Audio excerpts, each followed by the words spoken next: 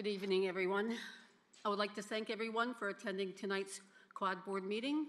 I appreciate you taking the time out of your busy schedules to attend this extra meeting as it is another night out. Thank you to the Town Manager Maniscalco, Superintendent Carter, Director of Finance Patricia Perry for preparing your presentations. I would like to thank Director of Planning Michelle Leip for attending and all members of our Planning and Zoning Commission. I would like to thank all the members of the Board of Education and all members of Economic Development Commission who are able to attend tonight's meeting. A few months back, I asked Councilor Carey about getting a quad boarding meeting together. I agreed and asked that she create an agenda and work with town staff in pulling together the presentations on what she was looking to achieve. I would like to thank Councilor Carey for pulling this agenda together and working with our town staff on their presentations. I'll turn it over to Councilor Carey to provide the purpose of this meeting, and then I will continue with the agenda. Thank you. Councilor Carey.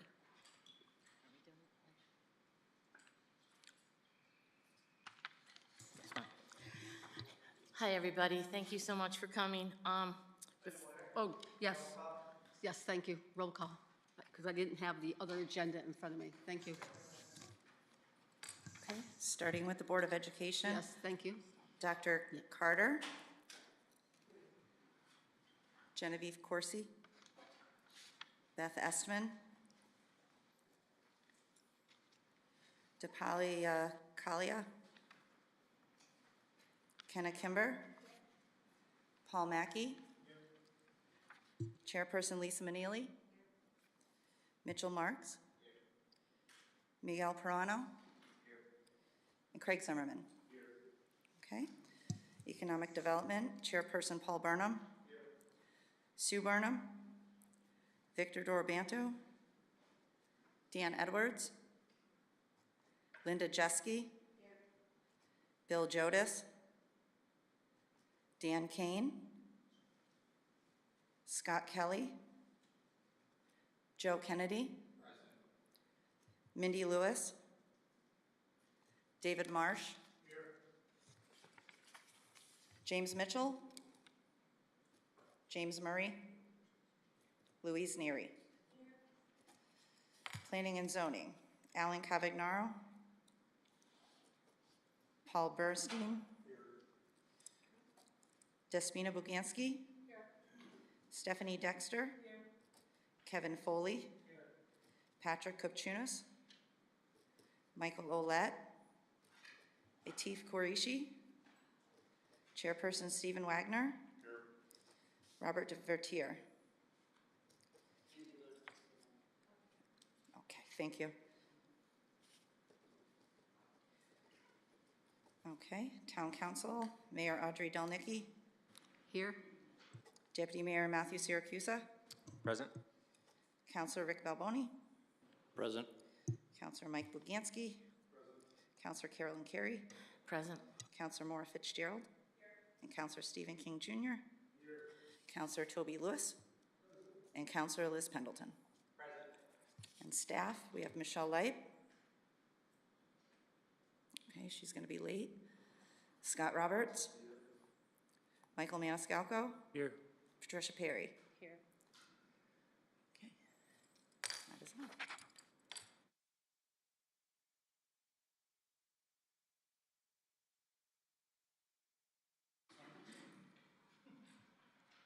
Thank you, Ms. Sennerth. And since I already made my remarks, I'll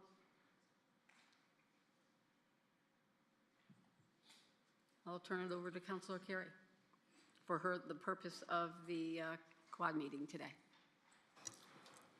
So before I share the purpose, I wanted to address the seating arrangements. Initially, when we talked about this meeting, there were some concerns about the logistics, the microphones, et cetera. I truly didn't realize how important having this in a square was. And we'll make sure that if we do this again, that we hold it somewhere where it can be in a square so everybody feels a part. So if anyone feels that because of the seating that they're feeling left out, again, I truly apologize.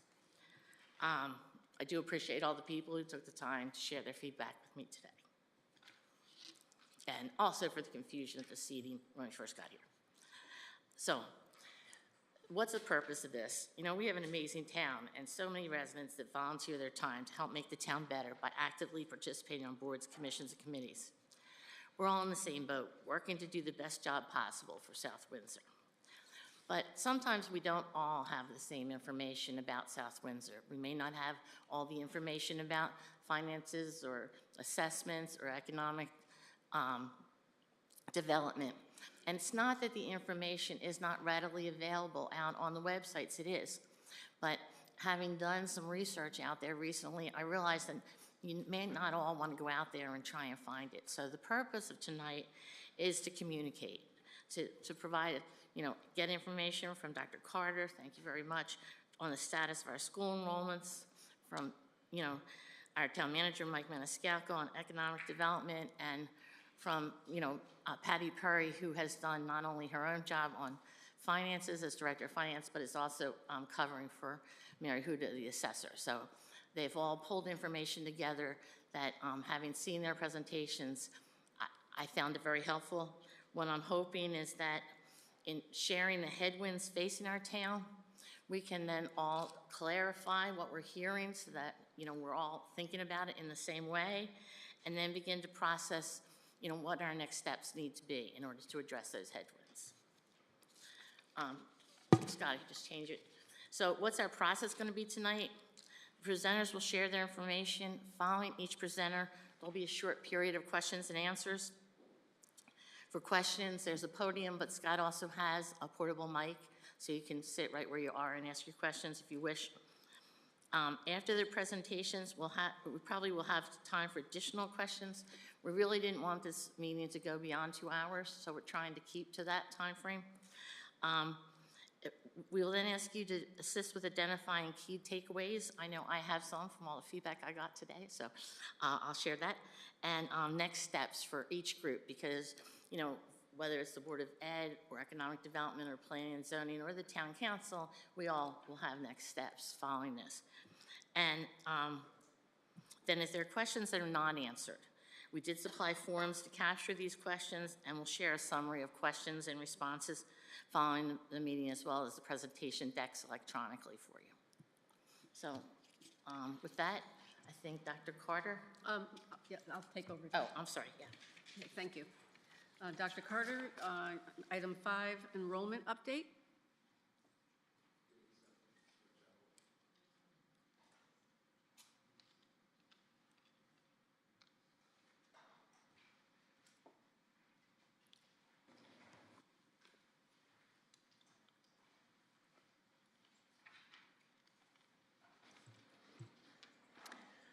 Good evening, everyone.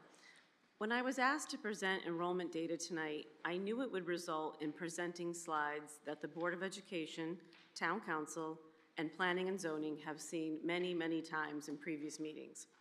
Our refreshed enrollment projections will not be available until November, after the state confirms the official October 1 enrollment.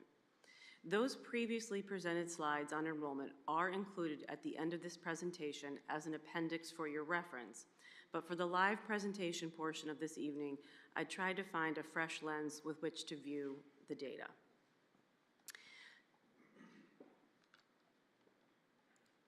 Tonight, I will present a 10-year look back comparing data points in 2014 to the same data points in 2024. The overarching theme being conditions have changed. And understanding the changing conditions is critical for understanding the impact our increasing enrollment is having on both our facilities and operating budget. I hope this 10-year look back is helpful and showcases what a difference a decade can make. Let's start with a pretty stark difference in response to the changing conditions. In 2014, the budget increase I proposed was 1.94%. Last year, 10 years later, in 2024, I proposed a 7.29% increase. I am the same superintendent with the same commitment to fiscal responsibility. I have not changed, but the conditions have. With that in mind, let's take a look at some other data points. Here is a comparison of our October 1, 2014 enrollment by grade level compared to our current enrollment as of September 5th. As you can see, our elementary enrollment has increased by 32.53%, our middle school by 24.92%, and our high school by 7.11%. Overall, our enrollment has increased by 935 students, representing a 22.43% increase.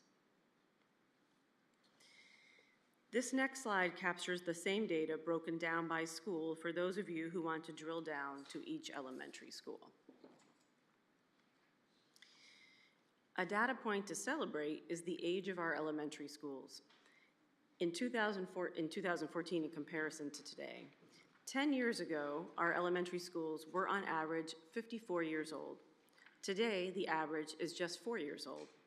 We have our residents to thank for this, as they voted overwhelmingly in favor of the 10-year plan in all 3 phases, culminating with 88.5% of those who voted in Phase 3 voting in favor. This next slide showcases our changes in student demographics since 2014. In addition to the changes within the state-identified categories of race and ethnicity shown in the pie charts, I have also noted the dramatic increase in the number of multilingual students identified as eligible for services. In 2014, 156 students were eligible for ML services, and in June of 2024, that number rose to 497, representing a 218% increase. In 2014, we estimate there were approximately 30 to 40 different languages spoken in our students' homes, and today there are 65 languages. There are not only notable shifts in our student demographics, but in our staff demographics as well. Beginning July 2023, Public Act 23-167 required all school districts to submit an increasing educator diversity plan to the State Department of Education. As evidenced in this slide, South Windsor was committed to this work long before state statutes or mandated plan submissions. Increasing the racial, ethnic, and linguistic diversity of staff across the district has been a part of our strategic plan for years, and the data on this slide showcases this commitment. South Windsor's increase in staff diversity since 2014 has far outpaced the 20 other towns in Durg B and has surpassed the overall percentage of educators of color statewide. This slide captures some comparative data related to the town, including median household income and median house value. And according to the Town of South Windsor's Plan of Conservation and Development, over the past decade, South Windsor has approved over 500 new housing units, about half of which were multifamily apartments or condominiums. And speaking of high-density housing, I know P&Z members have taken an interest in the enrollment trends associated with South Windsor Woods. As you are aware, the developers originally projected that this housing would generate up to 35 students. In September 2022, I shared at a P&Z meeting that the actual number was 117. At a subsequent meeting last February, I shared that the number had risen to 141, and as of today, we now have 157 students. Finally, the last set of data points relates to South Windsor's per pupil expenditures, officially called NCEP, which stands for Net Current Expenditures Per Pupil. It tells an interesting story. In 2014, 59 districts spent more than South Windsor, meaning 35% of the state had higher per pupil expenditures. 10 years later, 153 districts have a higher per pupil expenditure, meaning 92% of the state spends more per pupil than South Windsor. This is why seeking efficiencies is not a realistic solution to mitigate the impact enrollment is having on the board's operating budget. With 92% of the state investing more in students than South Windsor, we do not have a spending problem, we have an enrollment problem. This next slide captures it more clearly. In the last 10 years, South Windsor's per pupil expenditure has only increased by 11.1%. Compare that to the 20 other towns in Durg B, who on average have increased their per pupil expenditure by 41.4%. and the state, who has increased its per pupil expenditure by 49.3%. Clearly, the growth of our per pupil expenditure has been significantly outpaced by the growth in per pupil spending across the entire state. I hope this 10-year look back was helpful and underscored that the change in conditions, specifically enrollment, is the driver of the budget increases you have seen and will continue to see in the coming years. As a reminder, there are 8 additional slides in your hard copy packet that are included for your reference this evening. Those have the enrollment slides that you've seen in previous presentations. Thank you, and I would be happy to answer any questions. Is there anyone that has questions for Dr. Carter? Any member of, Planning and Zoning, Economic Development, if you want to come forward? Mr. Foley. Kevin Foley. Mr. Foley, if you can turn the microphone on. There you go. Thank you. Kevin Foley, 498 Main Street, South Windsor. I have a question for Dr. Carter as a member of the Planning and Zoning Commission. If the elephant in the room is 8-30G, Affordable Housing Act. So with that, there's been changes in zones of fear of what could happen in October with the mandate.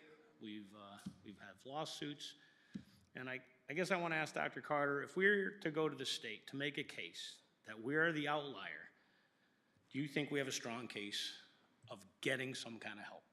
That's my question. So I certainly can't speak for the state, but I would say if there's an avenue to make a case, we would have an incredibly compelling case as an outlier. Many of you know the slide of the state where there's only one town, shaded in purple, and that slide is very compelling, and there's no one can deny that South Windsor is an outlier in significant ways in relation to the rest of the state. Representative Delnicki organized a meeting with some representatives from the Housing Commission. He asked if I would attend. I did, and it was an informal meeting, so it wasn't decision-making, but he wanted me to share our data. It was very eye-opening to the people in the room, and I would say, while I can't say whether it will translate to action, I definitely think it got their attention and definitely saw South Windsor as clearly an outlier. I mean, the data I just presented, the data I've presented many times, if that is an avenue to help us keep our schools from getting even bigger, I will be happy to be a part of any conversation, meeting that is helpful to South Windsor. Our data is very clear about how much of an outlier we are. Thank you, Dr. Carter. Councilor Lewis? Thank you, Madam Mayor. Dr. Carter, the per student equation for expenditure, is that standard for every community? Do we have our own? And does it include things like supplies, building maintenance, yada, yada, yada? Great question. That is not a calculation that we make. That is a state calculation following the same formula for every town in the state of Connecticut. So we do not calculate that number. We are given that number. Thank you. Thank you, Councilor Lewis. Councilor King? Thank you, Madam Mayor. I appreciate your slides, Dr. Carter, always on point. So I have a couple of questions in regards to these slides. First, on page number 4, we have the percentage increases.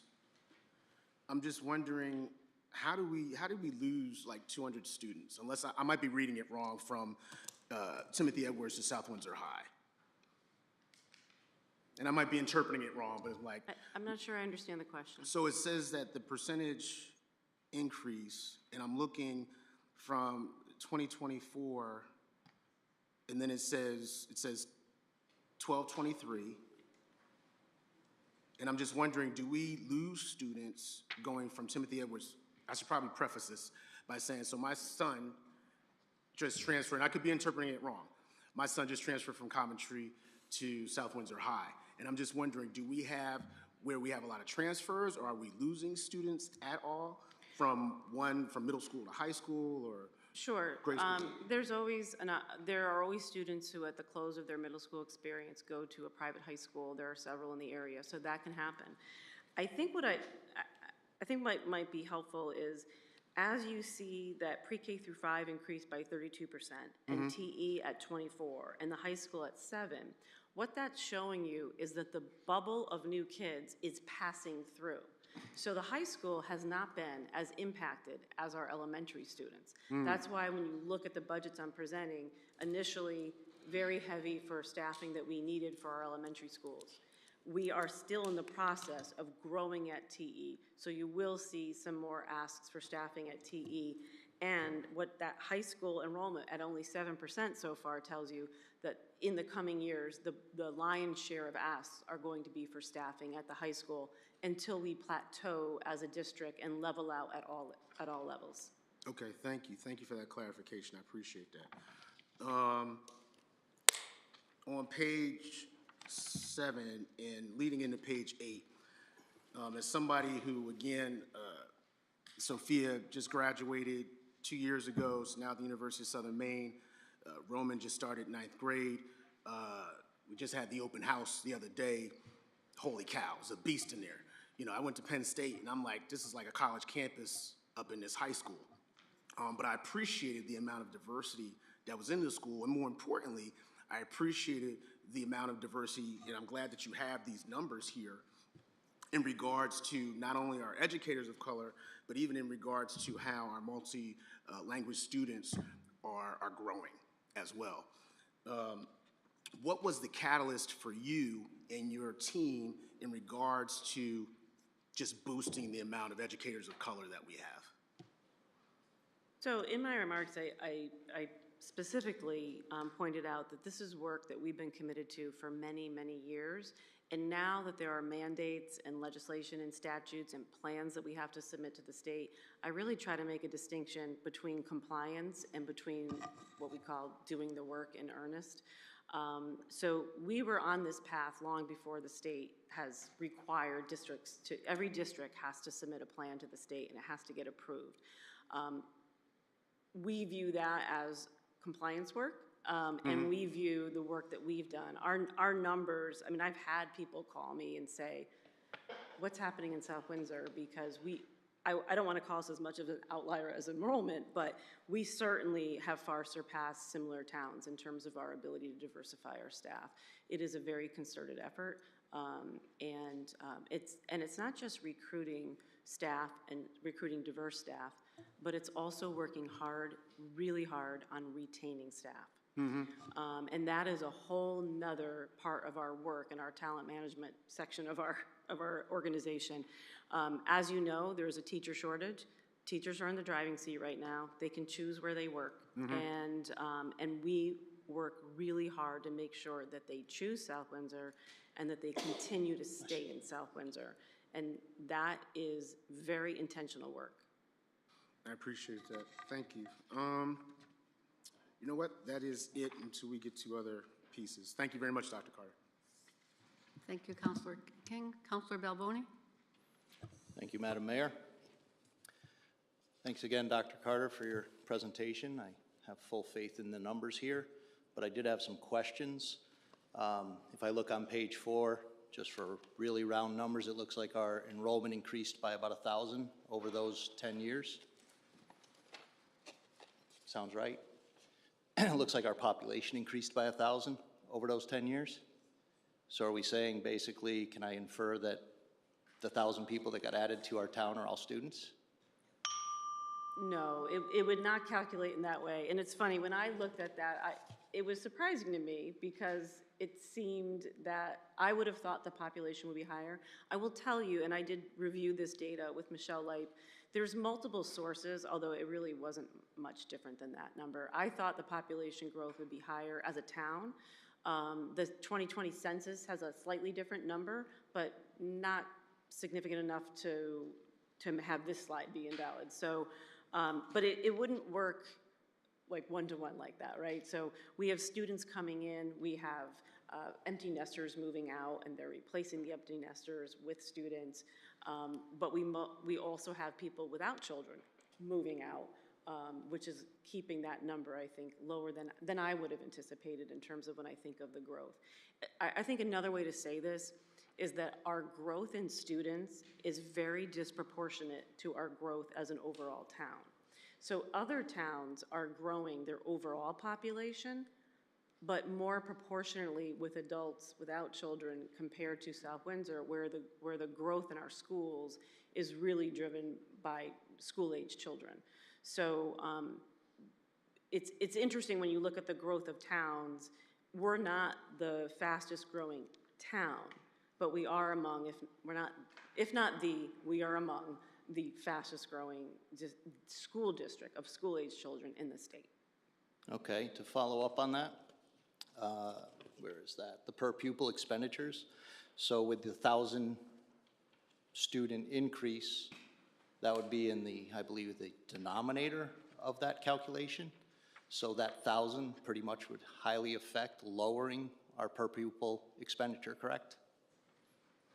Yes. To answer your, people often want to take the per pupil and multiply it by something to get the budget. And I will tell you that I would defer to the state to try to explain to anybody how they calculate this PPE. It's a very complicated formula, but it's consistent across towns because the state calculates it. But you are correct in that as you grow, you're going to have efficiencies.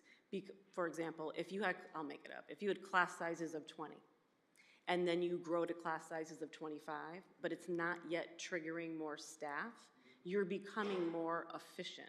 People often see this data as like an efficiency number, and it certainly doesn't capture all the expenditures within any school district. There's an entire formula, what they put in and what they take out. But it is somewhat of a, I think the comparative data is what's most useful for us in terms of only 12 districts having a lower per pupil and 153 having a higher. I think it gives us some information about our efficiency and how much more room there is, or in this case, is not for efficiencies.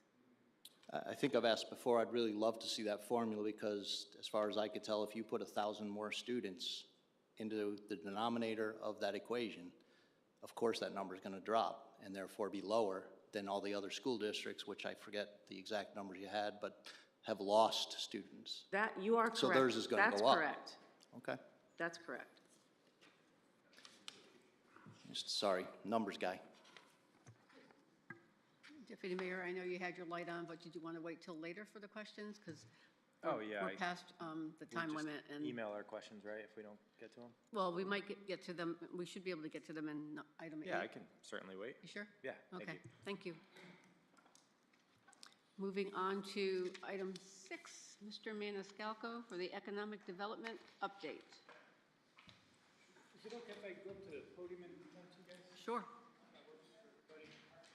And I will try to keep the audience included as well. Do you want the clicker?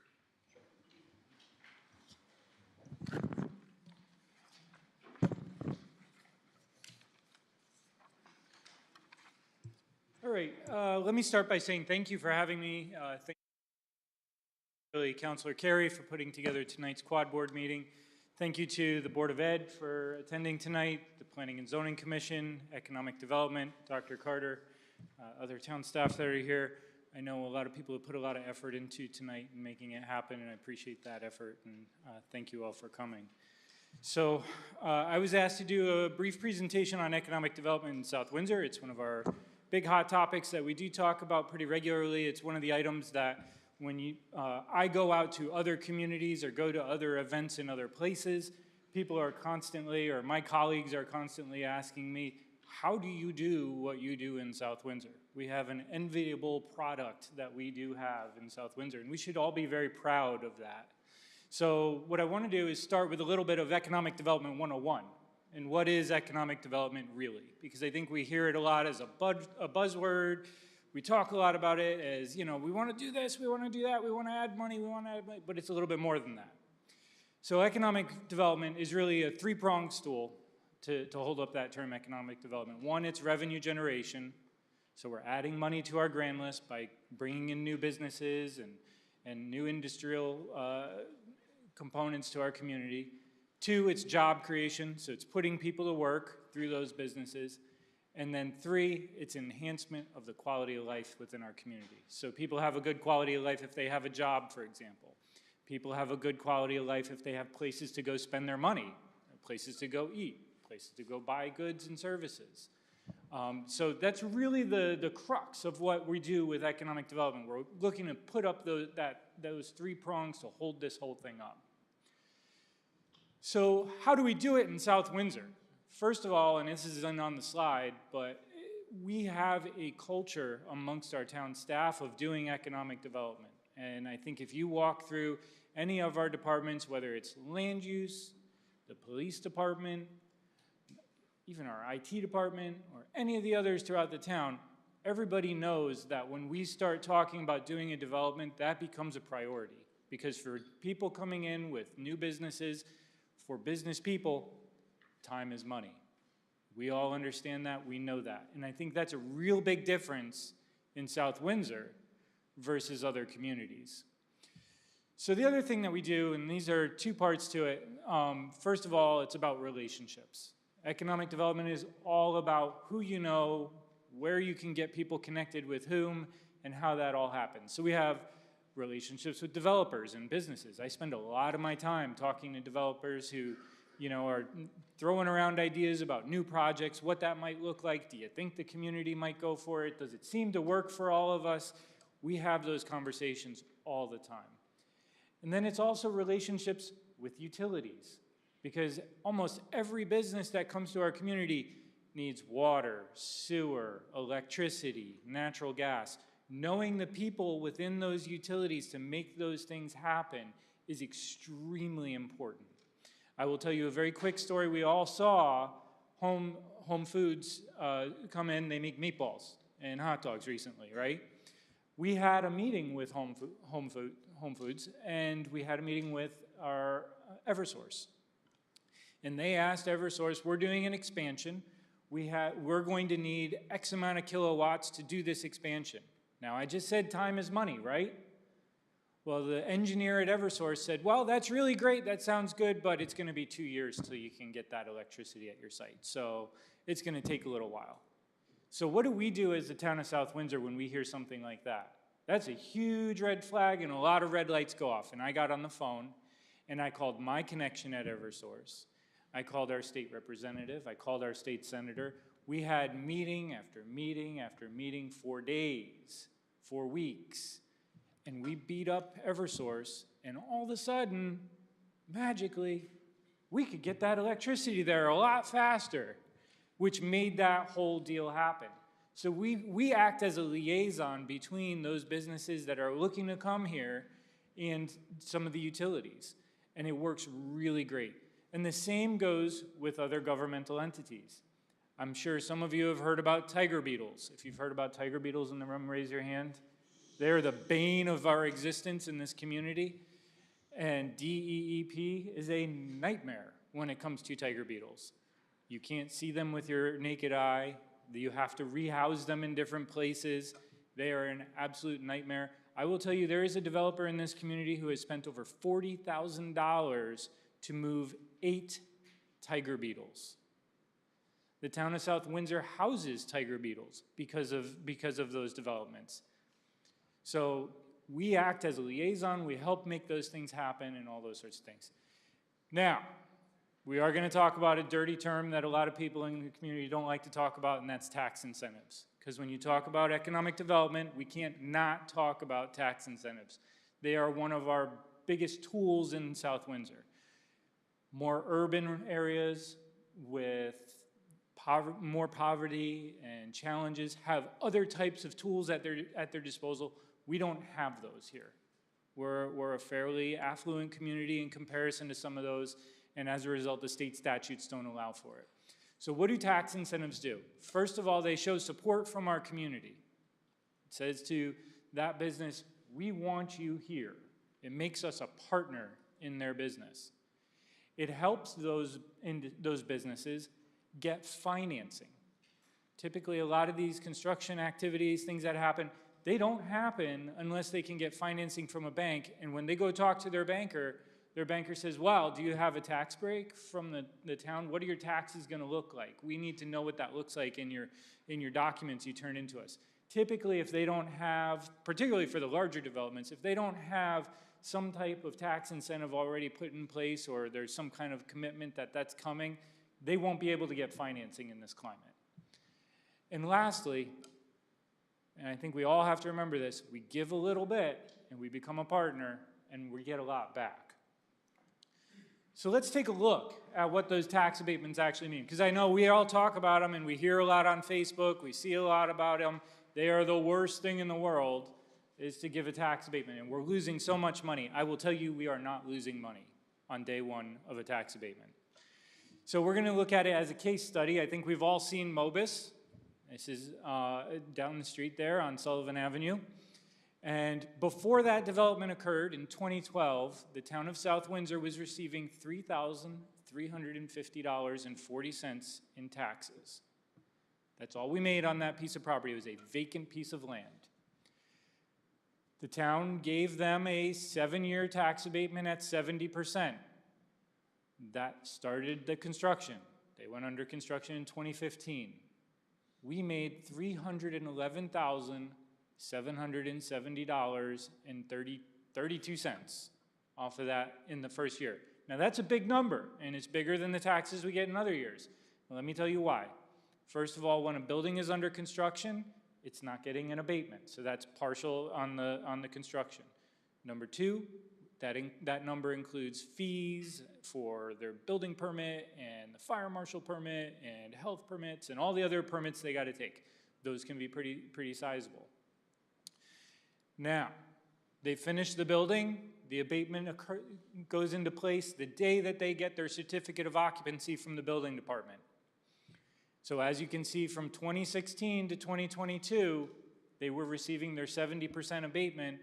We still, as the town of South Windsor, brought in between $131,101.44 to $162,233 or $233.84 during that time period. Now the dollar amount changes because our tax rates changed during that time, but we still brought that money in. After the abatement ended in 2023, we brought in $243,740.21. Approximately for this case study, we have about a 4.5-year return on investment. So the moral of the story, we have to give a little bit to get something back. So let's talk overall big picture tax abatements, because I know everybody, says we've given so many and this is so difficult, but they are going to add back to us at the end at the end. So as you could see, from 2023 all the way to 2028, these are the tax abatements when they end. This is the additional revenue we're going to be bringing in. So 2023, you could see, not a great year, brought in an extra $19,755. 2026, there's a bunch of abatements that end in that year, a whole bunch of them. We're going to bring in an additional $627,000 in revenue in 2026. You can see 2027, none of them end in that year. 2028, we're looking at an additional $360,000. Overall, here's just a quick look at the numbers behind all of that to give you kind of an idea of what abatements are out there and currently operating and when they end. You can see in total, the total revenue that they will add when they end is $1,315,004. And all of those projects probably would have never happened if we did not give them a tax abatement. So what are we talking about with economic development now? There's been a lot of change in economic development over the last 5 years even. In the time prior to the pandemic to now, I just use that as a line in the sand, construction costs have increased. The industries have changed. We've gone from a retail industry where people were buying clothes and items in stores to now you're getting them online. And now what we're seeing is there's more of a need to do service type industries, your hair salons, your nail salons, your, you know, a place to go get a massage, maybe a spa, it's all kinds of stuff like that. Additionally, interest rates and financing have become incredibly challenging. Hopefully, given today, or yesterday, maybe it'll change a little bit, but that has also been a big challenge as well. The other big thing that I think we need to recognize is South Windsor is getting really close to being built out. There's not a lot of open space left for new developments to come in. And that's why we're starting to shift our focus and starting to rethink some of the things that are going on internally here to start trying to help and figure out ways to move through going from new development to redevelopment of existing buildings. How do we take something that's existing and use it in a slightly different way so it meets the needs of some new business that maybe is taking the place of somebody who left? Our Home Market Foods project is a great example of that. That building was making pasta. It's a very specialized building for food manufacturing. Had they left, or they were going to leave, had we not had Home Market Foods come back in, we would have been in a really precarious place trying to fill that building. So let's move forward. So what do we have kind of looking into the future for economic development, specifically in South Windsor? Commercial projects. And some of these have gone through planning and zoning, some of them haven't yet, some of them have tenants, some of them don't. But these are the big ones that we're thinking about, the ones that are at least on my radar. You know, the Kroski Farm down here on Buckland Road, there's a big project coming down the road for that one. You know, Town Center, we've had some conversations, Michelle Leip and a developer who's putting together his plans to redo and relook at Town Center right across the street from Stop and Shop, and it could basically change the way that whole area looks. We all know Geisler's is slated to get redone, hopefully here as soon as we can. We're working pretty regularly on trying to move that one forward. Additionally, Metro Realty on Buckland owns a very large swath of land. It's gone through planning and zoning. They're ready to go. Every time I talk to them, they say interest rates aren't exactly favorable to what they want yet. In terms of industrial projects, we have Talbot Lane, we have Kennedy Road, and then, of course, potential projects. We all know about the Mass Tech building. We would love to see that happen. We saw in the newspaper recently the owner talking about doing some type of data center. We have yet to see anything come out of that conversation yet. And then also the Wheeler property, which, you know, we've heard some proposals for residential there, but I do think there's a lot of beneficial things that can come out of it in a commercial use. So that being said, thank you all for taking your time tonight, coming out, taking the time to listen here. And as I put up there, if anybody has any questions, I'm happy to answer them. And if you have any new leads for economic development, there's my number. So I'd be happy to answer any questions. Thank you, Mr. Maniscalco. Is anyone from EDC, Planning and Zoning, would like to ask a question before I turn it over to the Or the council? Board of Ed. I can answer questions from them too. What's that? Or the Board of Ed. I Oh, can yes. answer their questions too. Anyone from? Sure, Mr. Burnham?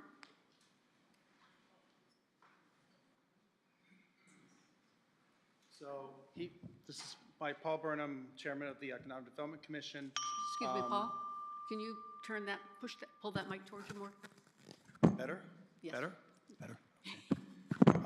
So Thank he you. talked about the industrial and the commercial properties. I just want to give you guys a little bit of update of what I talked about at one of our last meetings, you know, of stuff that's going on in town. Starbucks and Chipotle's is being built on Buckland Road. Sally's Pizza is coming, is going to be in that same area.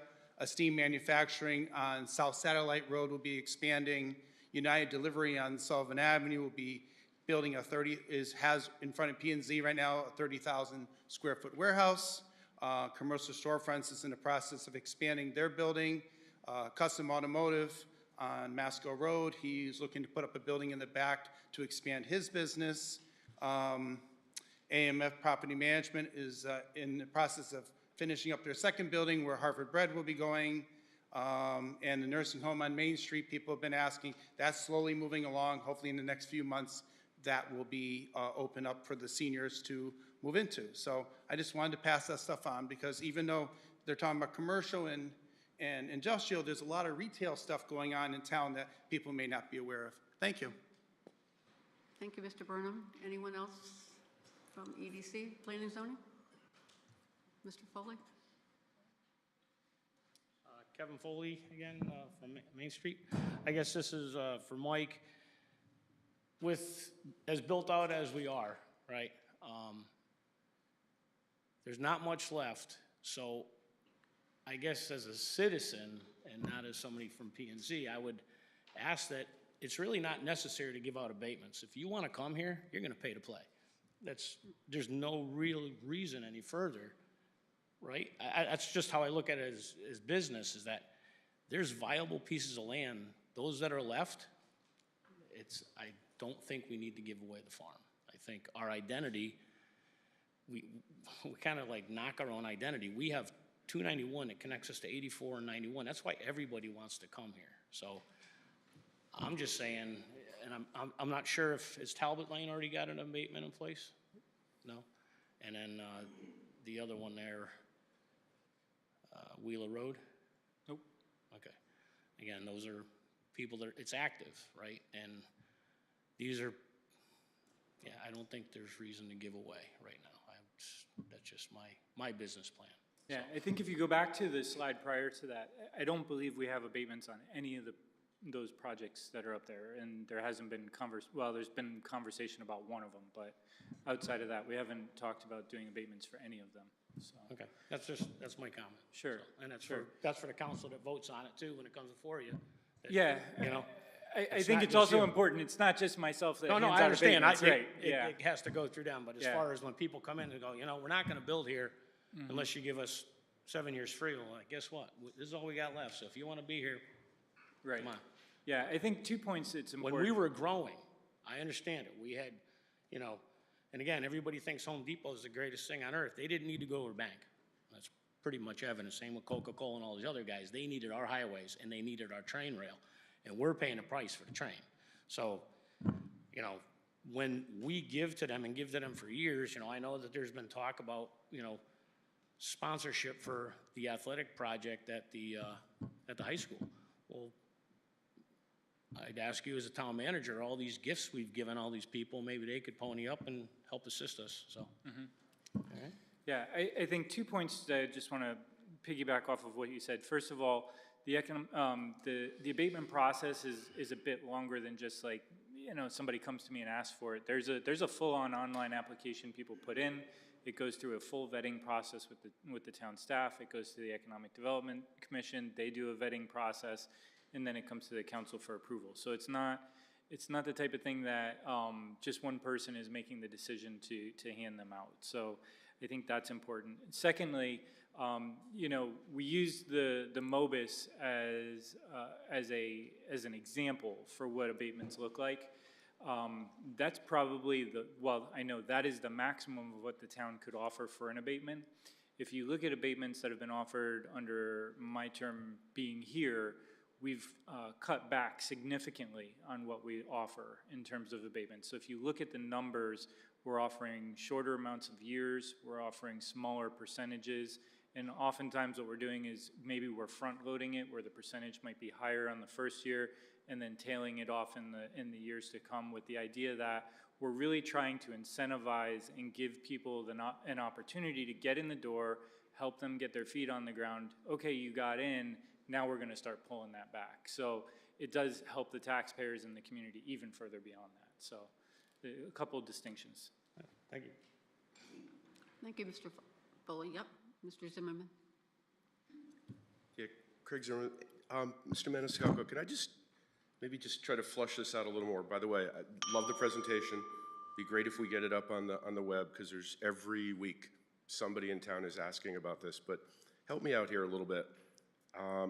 If the abatement was given not for a housing development, there's not a lot of extra cost to the town for most of the companies coming in. I know occasionally roads have to be redone, occasionally you need new police, whatever, but it's but not for the dollars we're looking like here. Sure. So, you know, a business like Mobis, the impact on services is probably fairly small. You may see increases in wastewater, those types of things, which might have an impact to us, but they're not similar to what you might see with like the cost of a student. Okay. Some of the assisted living facilities may be a slightly different scenario, but you know, overall industrial, commercial kind of things. Yeah, I'm just looking at what I would call businesses. And one thing, Councilor Carey, I'm having trouble hearing in the room, so for our conversation earlier today, you probably were on board about, you know, some of the microphones and stuff. Did you talk about the fact that all of the businesses that are coming in have choices on where they can go? Did we talk about that? I didn't really get too far into that, but there is typically some competition involved. All right. I mean, Home Market Foods was a big competition, to be very honest with you. I mean, that was a $80 million investment with over, I'm trying to remember, 80 employees, something like that. And they were looking at, in the beginning, 2 or 3 different sites. We were competing against Texas, Georgia, and a couple other places. So to remain competitive and to actually recruit them to come to Connecticut, I think it was twofold.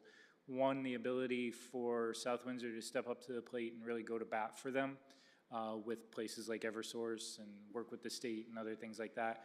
And then secondly, our location certainly helps with them being in Massachusetts and their headquarters being there, and us having an actual building they could already fit their model into.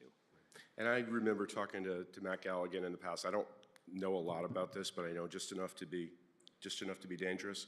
Even in Connecticut, and even within 30 miles of here, all the school districts or all the towns that we compete against we're viewed against. You are also in competition. I mean, when we all go out around and you see Farmington and you see Glastonbury and you see whatever, you know, if you don't make an offer or they get something offered in another place, yeah, it's nice to say we have nice land. It's nice to say we're near the highway, but so are a lot of the other places. And the phrase that I've used with people unsuccessfully is 30% or more of something. I'm not a great math major. Is certainly better than 100% of zero.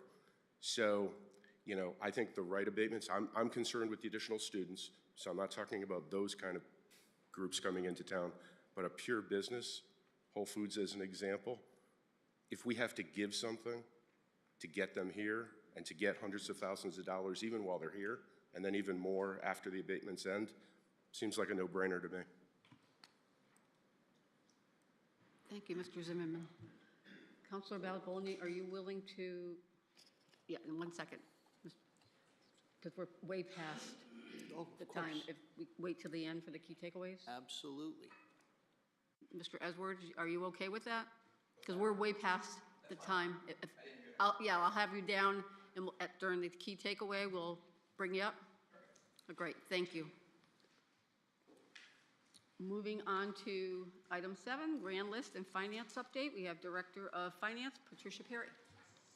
Thank you. Thank you, everybody, for having me tonight. Can you all hear me okay? I never know if I'm too close, too far away. So I was asked to present on grand list data and budget data. So I'm filling in for Mary Huda, the assessor, who's out. So bear with me a little bit on this. Sure.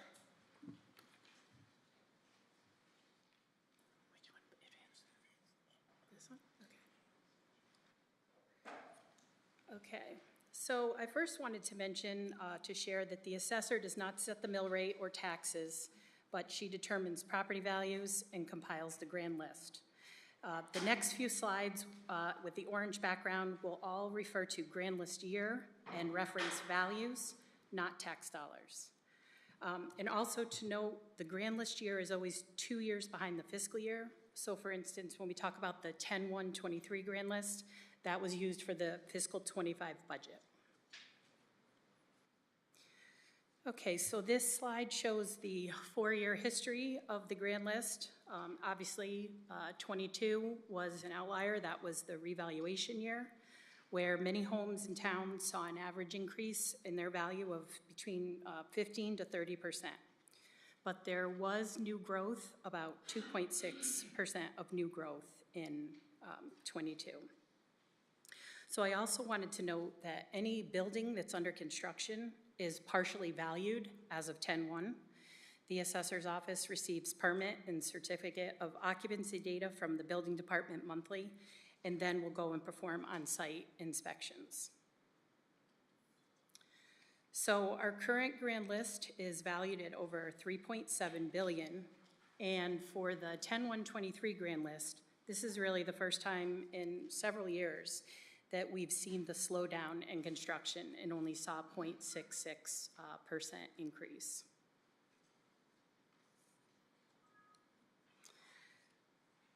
So changes in future grand lists, are shown on the list here. I think the town manager spoke about economic development, abatements. On the next slide, I will talk about the legislation that's recently happening.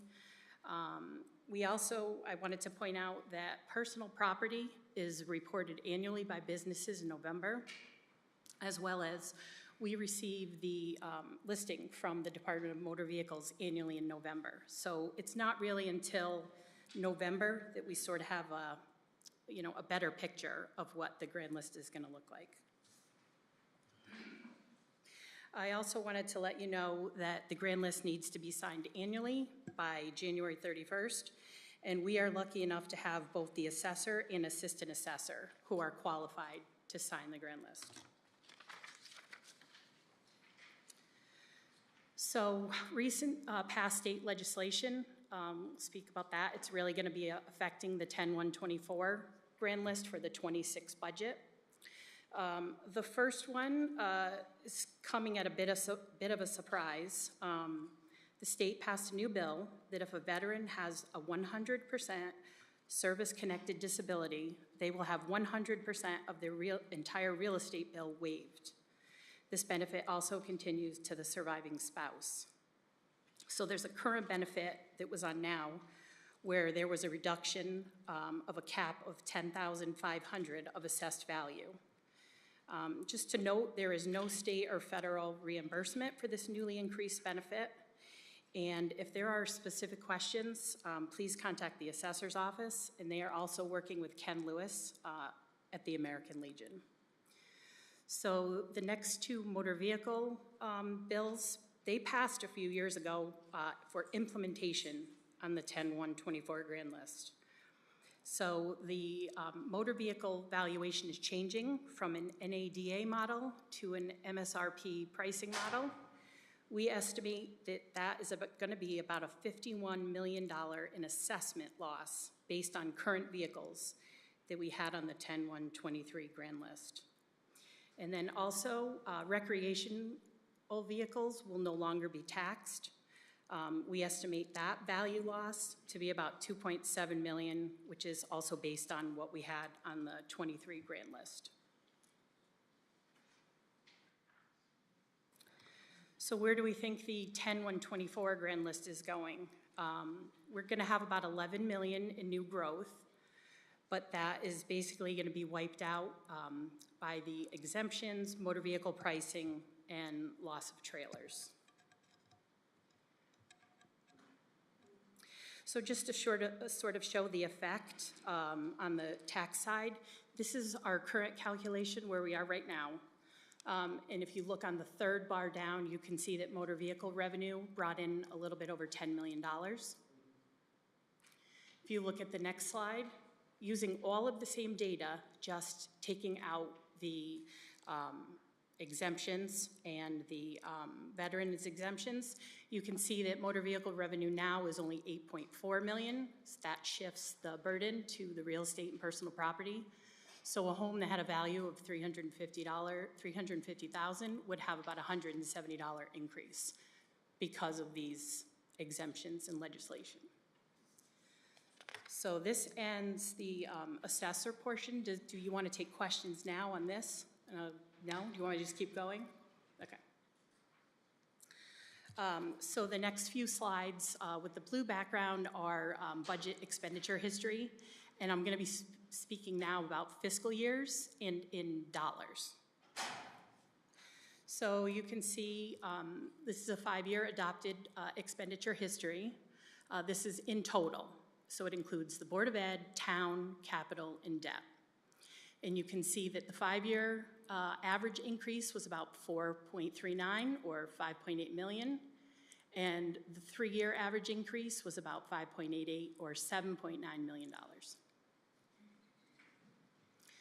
So we broke this down into detail, broken out. The Board of Ed is on top, the white bar is capital projects, the gray is debt service, and town operations on the bottom. So you can see the 3-year average for the Board of Ed was a 6.6% increase or $5.5 million. Capital had a 3-year increase at about 21.8% or $480,000. Debt service had a 3-year average increase of about 9.3% or $1.1 million. And the average town operation increase was about 2.3% or $886,000.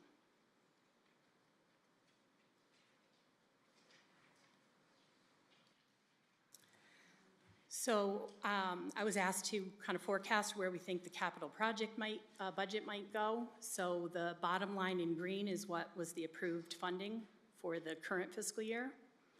And if we assume a 2% annual increase, you can see the total line budget is on the right, and the increase is within the blue bar in white.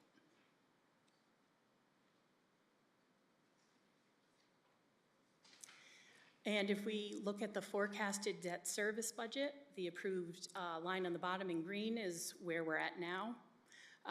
This assumes all current principal, interest, and capital lease payments. Plus, we still have some authorized but unissued debt.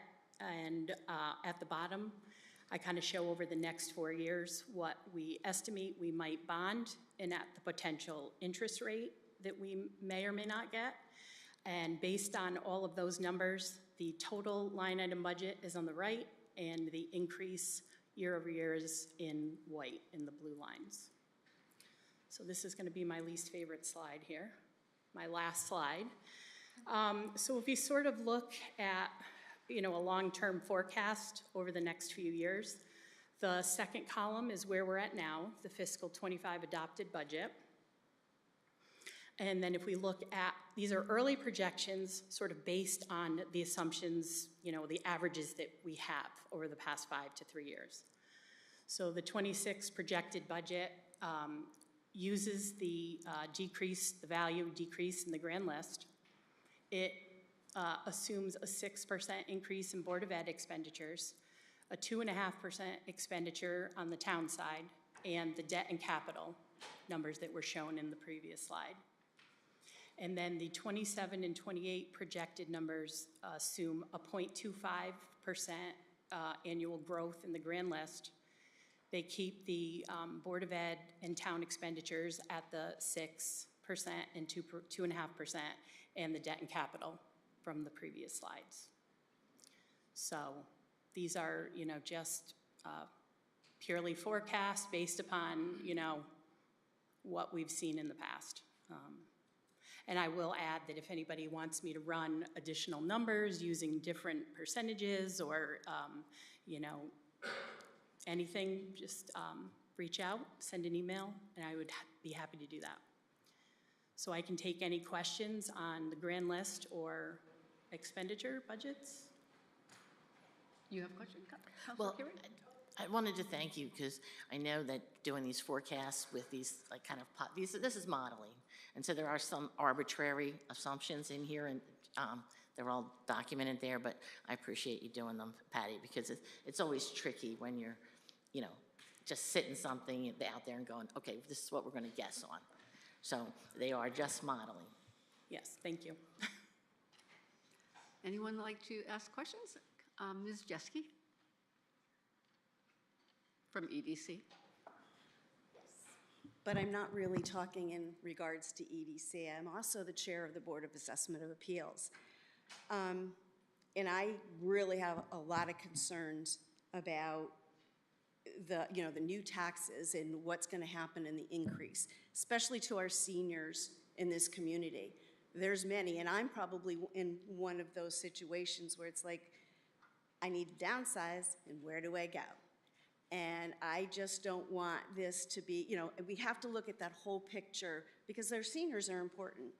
And being on the Board of Assessment of Appeals, there's some things that we can do, but people come in and it's just like, I really can't pay this tax bill and there's not a lot we can do. And I can only imagine after revals, I think we had like over 30, 40 people coming in looking for something, and there's not a lot that we can do.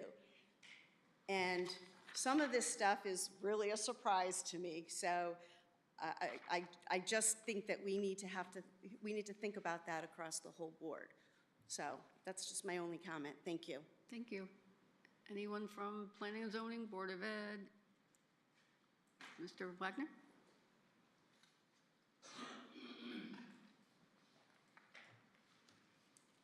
Steve Wagner, Chair of Planning and Zoning.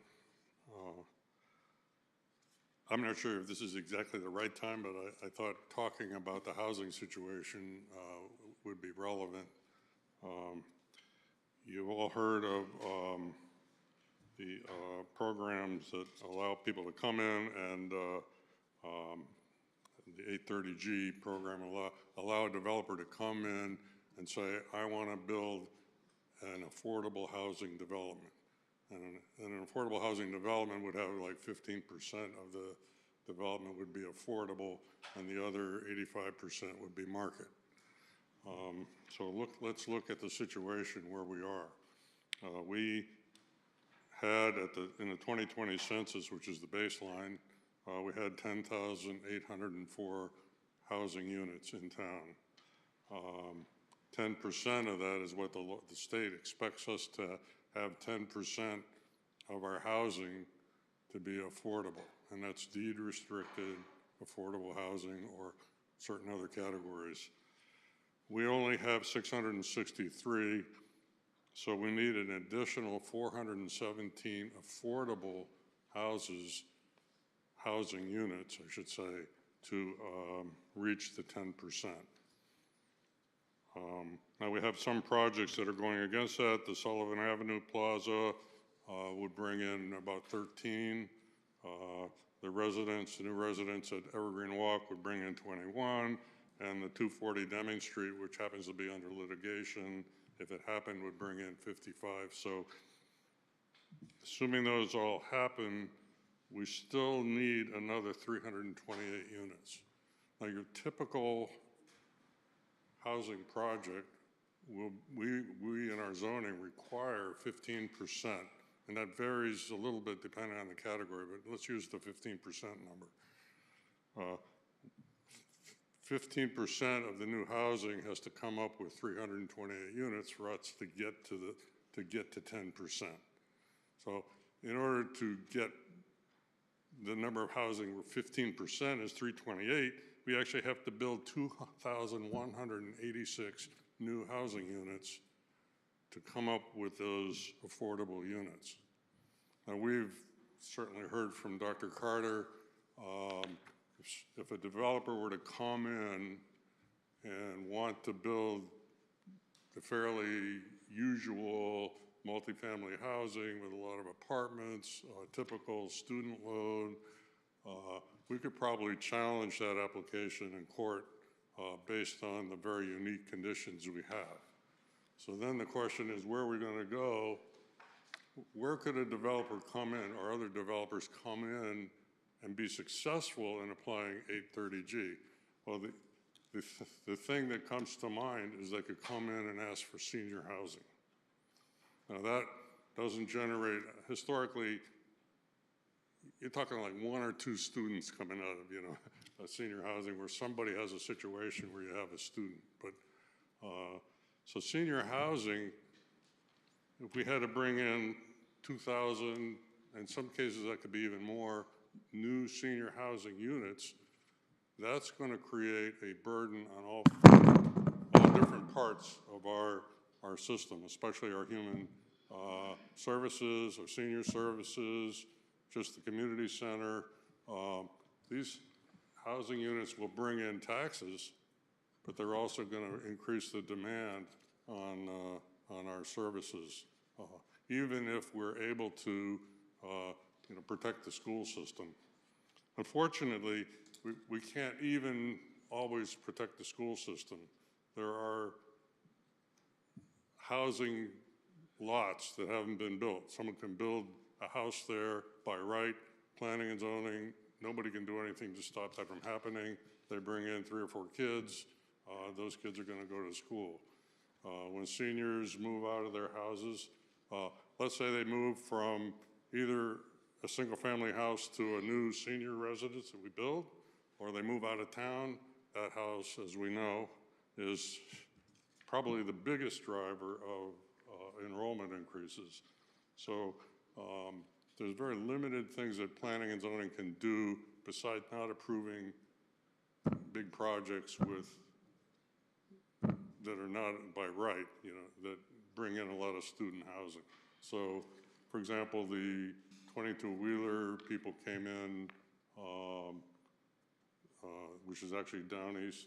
They came in with a discussion. They wanted to build several hundred housing units in there, and we said, that just isn't going to work. We can't absorb that. But they could come in, they or somebody else could come in with a project on a commercial site to build housing. And 830G does not protect your commercial land. It does protect your industrial.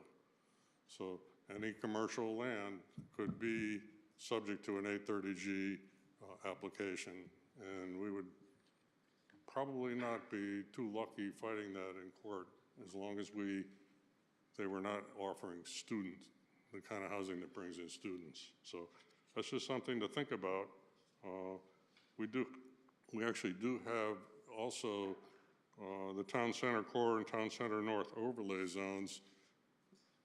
They were designed to encourage the mixing of housing in with retail.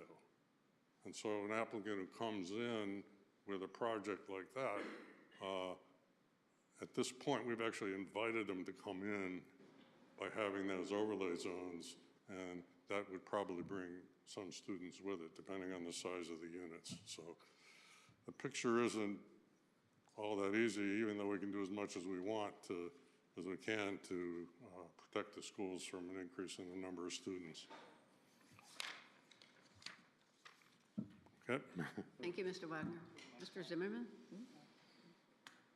Just a quick question. I mean, I think this chart is really why we're here tonight, by and large. So I just want to make sure that when I leave today, I fully understand maybe a couple of the assumptions. So for fiscal year 25, I know we used some money from tax stabilization to get the number to 399. Didn't we, well, let me start there. What's that dollar amount? So that was 2.5 million of tax stabilization that was used. And we kept that number static for the forecast. So 2.5 is in the other? Correct. 3 years? Okay. Was there anything else uniquely done this year that's maybe not in the other 3 columns? Just a question. Not that I can think of. Okay. All right. Thank you. Counselor Carey? I'm sorry. I think, Mr. Zimmerman, one of the big differences is that the assessment variance that we're facing with the motor vehicles comes to it's $50.5 million. So it's 51 million in assessed value, and that approximately is about, 1.6 million in tax dollars. Okay. That we need to make up on the real estate and personal property side now. And then because while economic development brought in 11 million in assessed value, the 9.1 million that it is going away because of the new veterans bill, which is very deserving, but it just happens to be going away, leaves us with only 1.8, which is a really small increase. Well, we thought last year was a small increase at 0.66, but this is an even smaller increase. So that's the reason you're seeing these numbers so high. Anyone else have a question regarding Ms. Perry's presentation? Counselor Fitzgerald. Thank you, Madam Mayor, and this might not be for this part of the presentation, but it might be more a question for the planning and zoning people. Okay. But are we hearing from them, or is that, no? There's no presentation, so if you Okay. have a question, because it is an economic development and financial. Okay. So my question is, since we're kind of in this bind with not wanting to increase the, student enrollment, but having to, provide affordable housing units and whatnot, is it possible through planning and zoning or whatever to kind of, developers who come in and want to, put up an apartment complex here in town, can we limit the type of units that they develop, like, so that, instead of having 2 and 3 bedrooms, it's studios and, 1-bedroom apartments, so that hopefully we're attracting younger single people who don't have families, and then you're creating kind of a feeder system for the town so that as people move out, hopefully those people are getting married, they're moving into the, getting married, moving into the houses that are, single-family houses that are here, having kids, whatnot. But is it possible to do that, to kind of bring in that revenue, bring in new people, have affordable housing units, but hopefully have a somewhat minimal impact on the size of the schools? So the answer is yes and no, okay.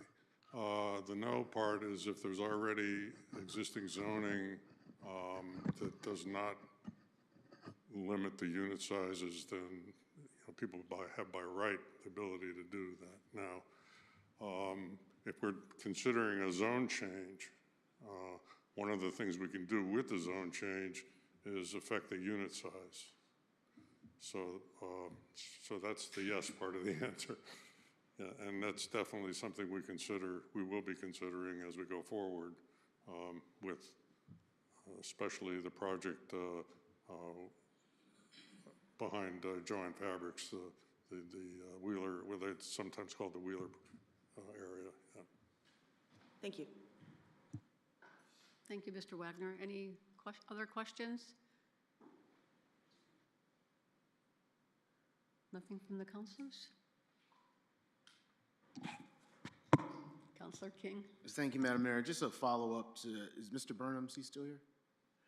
Quick, can you come to the mic real quick, bro? Yeah, I just need to have a better understanding as it relates to the senior center that's on Main Street, because that's been there for a minute. Like, I didn't know what it was. I was on Main Street, and I'm like... That was built back in the early 60s. So what's the game plan? You said it would be a senior center. So what they did is they originally gutted that building, and they're turning it into, it's going to be 1 and 2 bedroom senior housing. And originally, when I talked to the general contractor, they said they were projecting to be done by the end of August. Well, we're almost in December, and they're still chugging along over there. So I haven't had a chance to go down and talk to the actual owners of that project that are in East Hartford. I want to go down and talk to them and try to get a better idea when they see that project actually going to be accepting, how they're going to do that, because I know the Housing Authority was connected to it, but I don't think they're really involved with it. I think they just had to be on the application for it to be able to be used as senior housing, is what I'm guessing, yeah. So that's what I see on that part. So I don't think they're really going to be involved with like the rentals. I think it's all going to fall under this private company that is renovating the facility. Is that correct? Yeah, so there's an affordable senior housing component to that project, and in order to do that, they needed to partner with our housing authority. But I guess so, more to the point, so we have no timetable in regards to when that might be completed, and if we don't, which is, I know that happens, is there any, for lack of better wording, liability to them for not completing the project, or is it just whenever it gets done, it gets done? Well, I mean, it's a private project, so when it gets done, it gets done. That said, I think when they... That's always a good thing to do. Hi, Michelle Lipe, Director of Planning. I spoke with the chief building official recently about it, because we do get calls fairly recent. So it's 32 apartments that will be in that building, and we're hoping by the end of the year. So it has been very slow, and there's been a lot of steps forwards and then some steps backwards. But it is moving forward, and we've seen some change orders come in towards finalizing pavement out there and things like that. So we're hoping that they'll be offering it by the end of the year. But again, it is a private entity. It's not really a town involvement. So, thank you. Michelle, hang on.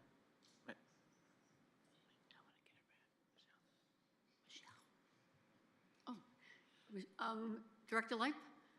Counselor Pendleton has a question for you. I didn't want to yell out, but I was trying to get her to stop. Okay. Yes. Concerning, and I know you just said we don't have a whole lot of town involvement, but concerning the affordable senior housing that's down there, is all of it affordable or a certain portion of it? It's not deed restricted affordable. It's affordable by nature because they're small units. They're like 500 square feet, 700 square feet. So it's affordable with, I guess, a small a. It is just will be more affordable for people to rent down there. It doesn't have any. So it won't count towards. It doesn't our give us any 328s? credits. No, unfortunately not. It was a good try, though.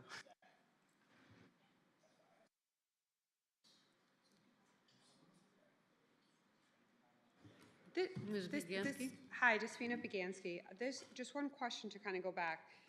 Going back to like the number of kids and talking about the smaller units, South Windsor Woods, how many units are in that complex? Do we know? So 157 students come out of it. Maybe I should know this, but is there anything from even like a public health perspective that how many people can live within any square footage? Like how many kids or? We don't have a health code like that. You could have it, some communities do, we do not have one in this town. So it might be something we want to consider with the uptake and the number of kids, right? And resources, especially with what we're going to be paying out for taxes. Thank you, Ms. Viganski. Any other questions before we move on to the key takeaways? Seeing none, Councilor Carey? Dr. Carter, I just wondered if you could just share with us what happened about the kindergarten. I know I heard through the grapevine that you had more kindergarten students than we expected. And then also yesterday I heard that the high school had more students than we expected. So just share those numbers a little bit. So I think when you're mentioning the kindergarten, you're mentioning that Pleasant Valley had more kindergartners than we anticipated. And as a result, as big as that building is, it's 100,000 square feet, we had to turn one of our music rooms into a kindergarten classroom. So PV is full to the brim. And it's our largest school, and it houses, including pre-K, over 800 children. So it's a very large school, it's a very full school. Conversely, we did have a little bit lower than expected at PRS. So we do have some room at PRS, not significant. So we are working with demographers right now to see if a spot redistricting plan would work or not work, to do some balancing with the PV district that is overprescribed right now and PRS, which is a little bit under. The problem is that when you hear about redistricting in other communities, it's usually when you have one or more schools significantly under-enrolled, and there's room to, you're moving the whole district around. We would have room for maybe one or two kindergarten sections over at PRS. But again, depending on what housing comes online in that area, there's so many variables. But we are looking into whether that could create some relief at PV. Deputy Mayor? Thank you, Madam Mayor. My children go to PRS. Would that affect any of the current students? If you redistrict, I apologize, I never really have seen that happen before, but is there any risk that your children could potentially be at a different school? Could you say that again? My children currently are at PRS. Right. And if you redistrict, would that potentially affect the kids that are at the school, or it's redistricting to bring? It would be identifying future students that are currently in the PV district that would go to PRS. So no PRS current students would go anywhere. Gotcha. It's that where we're overcrowded at PV to try to create some breathing room, we may shift some students into that. This is very preliminary. I've asked the demographers to look at where's the point where we're just creating another problem somewhere else, because we don't want to fix a problem and then shift a problem. We also want to look at whether would it create enough relief quickly enough if it began with new students, meaning like next year's kindergarten students, versus telling current PV families that we have to redistrict. It would be a very small number. There's not a ton of room at PRS, but there's a little bit more room currently than there is at PV, where we're very much overprescribed. And we'll be very eager to see the projections in November, with the being a little higher than anticipated at PV and being a little lower at PRS. When they recast the projections, what are we looking at all of our schools, really, quite frankly, but it'll be interesting to see how they reforecast based on that experience this year. We are trying to think of everything possible that we can do things. So we're thinking creatively, we're looking at every angle. We're having conversations, and this would require us to consult our attorneys, but, and this would only give us 1 year reprieve. This would not be a solution. It would be a reprieve if we did have to add, say, portables somewhere, which I'm not saying we will at this point. There's a new law about when kids can start kindergarten, and we are looking into whether we can make a choice for a single year not to have 4-year-olds come in that would provide us with a reprieve if we needed time for facilities work. Again, these are all just ideas. I haven't discussed it with the full board, but the executive board knows. We're looking at creative things such as moving where the Board of Education meetings occur so that we can better utilize Alt 6 at TE as permanent instructional space, not just occasionally when it's not being used by the board. That's a lot of good real estate in TE. And moving the board's meetings and freeing up that for instructional space, let's call it 2 classrooms, that's going to be a very cost-friendly approach versus putting 2 portables on TE, which could be $1 million.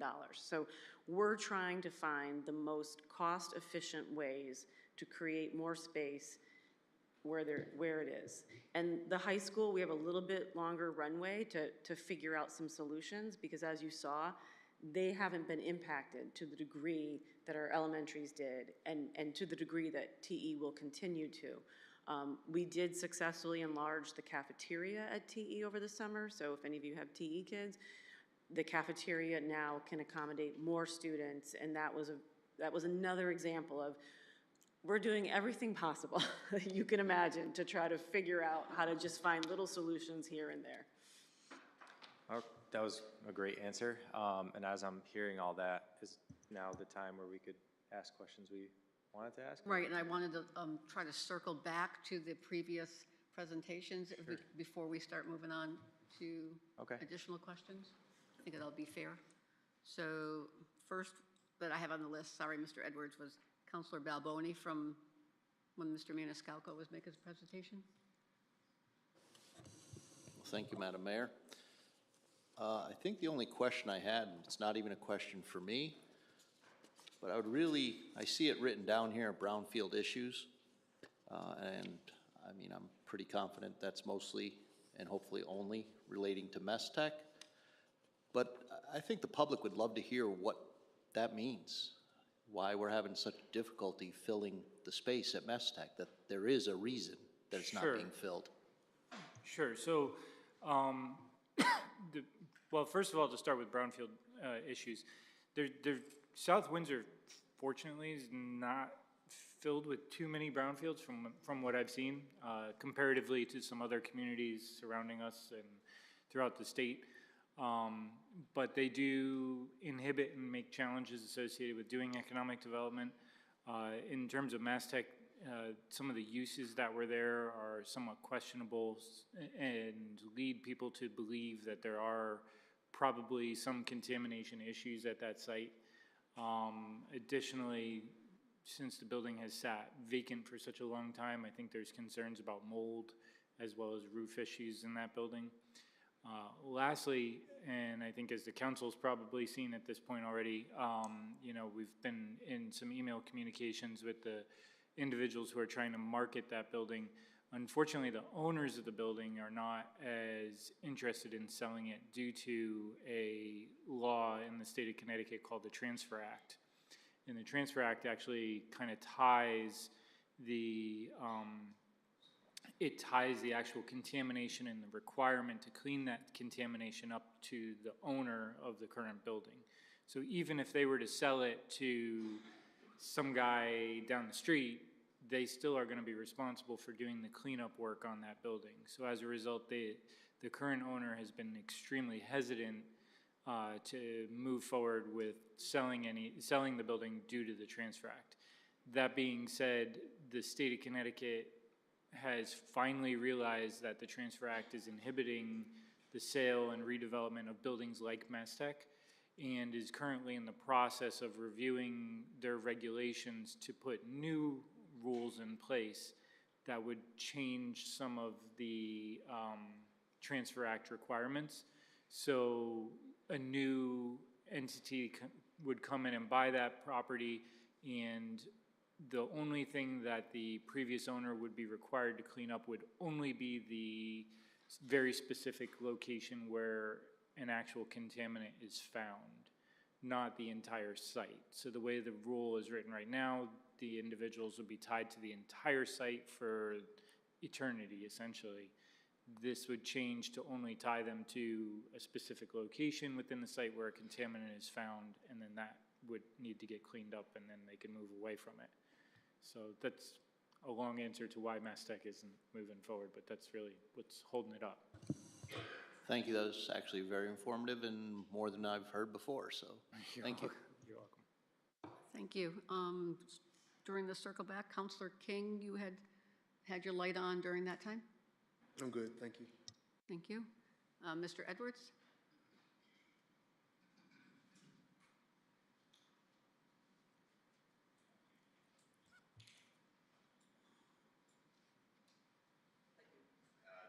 Oh, can you, yep, there you go. There we go, sorry. Dan Edwards, in my first year of, as an alternate of the Economic Development, as well as my first year as Vice Chair of the Board of Assessment Appeals. So I kind of echo Ms. Jeski's concerns, having sat through, I think she said 40, that number sounds about right. It is amazing as an observation for those who haven't had a chance to go sit through one, just the number of people that kind of really don't understand that whole process. And the words, you know, the things that we have to say to kind of just like, hey, we're volunteers too. We're not here. We're part, you know, we're not part of the town. We're just residents. But back to why I'm here. As a relatively new member of the EDC and getting the hang of the meetings, but I've sat through a handful of executive sessions for special projects that are coming through, and have more of an observation or kind of a request. It seems that what we're getting, generally it's the day of the meeting. We get a spreadsheet, maybe right after the presentation or the week after, but we basically get a spreadsheet right at the beginning of the meeting with really one number, and not really too much methodology of how it got there, per se. So I think if there's a way that, you know, whether it be NDA, that we get that information sooner. I've sat through hundreds of meetings with high-ranking, you know, finance people from companies around the world. You know, it's always under NDA. So I think there's a way that we can kind of get hopefully a little bit more comfortable with that to have a better idea. I think it would help everybody up there, you know, be able to explain, you know, rationalize the decisions to ultimately grant abatements or to answer questions from stakeholders. Just more time and ability to make decisions and information. All right, thank you, Mr. Edwards. Okay, we're on the key takeaways, but I believe Councilor Lewis had his light on.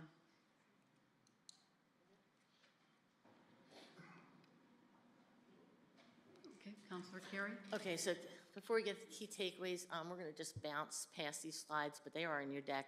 We did take the numbers from Patty, and we used 6%, you know, to show the numbers, but we also used 4% for Board of Ed, just so you can see the comparison, and they are in your decks. So we won't go over the numbers, but just put them out there just for. So Scott, we'll go to key takeaways slide. just 2 from here, but it's in your deck if you want to look at it. So I put some key takeaways down that I thought we were going to come across, and then I'd like you guys to fill in the rest. I think our school enrollment growth is definitely, a headwind. The reduction of 52 million on the grand list is a huge headwind. The fact that in our town, 77% of our real estate is residential. And when I tried to look and do some comparisons with other towns, it gets really tricky because people have all different, like West Hartford has lots of commercial, and other towns have, Suffolk has, I think, a jail up there or something. So everybody has different things. But when you have 77% of your real estate grand list residential, it means that it's going to fall on your, homeowners, right, as opposed to your industrial or commercial. So, trying to protect our industrial commercial is probably a good idea. And then, of course, resident concerns regarding taxes. I'm glad that you got up and talked about it. I know that we all heard about it. So what other takeaways did you guys get from this meeting today? So we can have questions now? Yeah. Mr. Foley? Or comments, or? Mr. Foley? You had your hand raised earlier?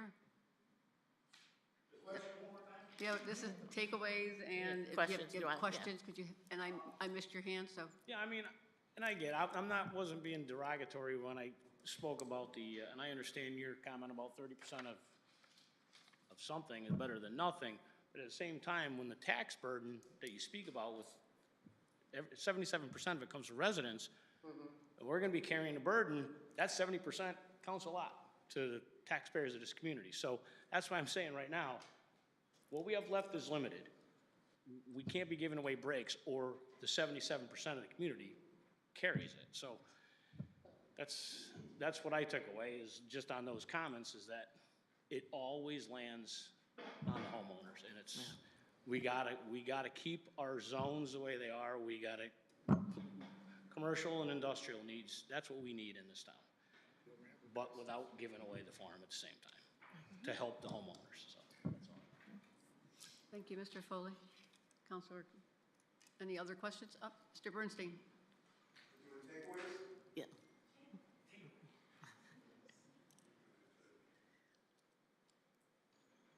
Paul Bernstein, Planning and Zoning. So I've probably seen Dr. Carter's presentation 3 or 4 times. So it's abundantly clear, I think, to me and to all planning and zoning members, the school population issue. I do have a question, though.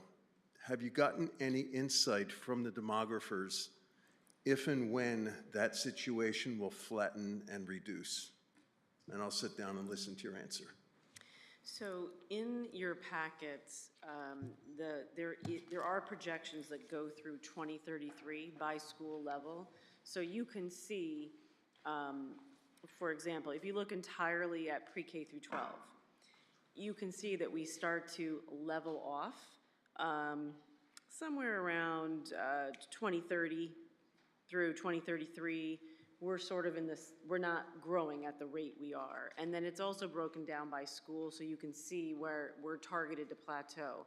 So we're plateaued at the elementary, but the problem is that so far, as you'll see, there's no downturn. And so the elementaries are packed, they're full, we're making it work, but there's no relief in these charts yet. When I start to see elementary come down and we get a little more breathing room, I'm gonna sleep a little bit more than what I am right now. And I will say that, maybe I'm sharing my own takeaway, but what I struggle with in thinking about this is as we all are here, very protective of our taxpayers and the money that we asked for them to support our schools. So I am very reluctant to prematurely start asking or budgeting for portables and other major facility moves. At the same time, if developments come in or something changes and we're upswinging again, I know people will say, why weren't you proactive and why didn't you start putting portables in 2025? So right now, I'm leaning on we're sort of white knuckling it. I don't want to pull the trigger on a big expenditure if I'm not 100% sure that we're going to need it. But I know, I'm just calling it out, that if it turns out we do, those that are glad that I'm not prematurely triggering this expense might be the same people who might be critical that why didn't you start this process earlier? So it's a tough call. You know, I'll be interested to see what we get in November. It won't be dramatically different than the information you have now. But that is what we're struggling with, is just how proactive are we? But I don't want to make an unnecessary expenditure if we can keep it. If we can make it without it, I want to do that. It's just there's some variables. You know, you've heard all the difficulties with planning and zoning and the rules that sometimes make their choices harder to implement.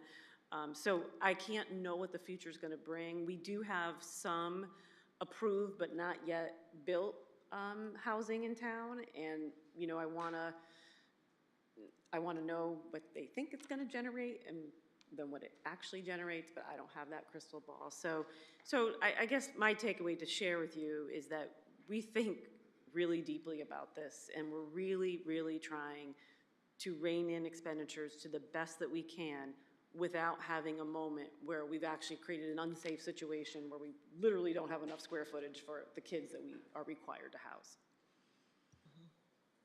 Thank you, Dr. Carter. Is there any other questions? Mr. Kennedy.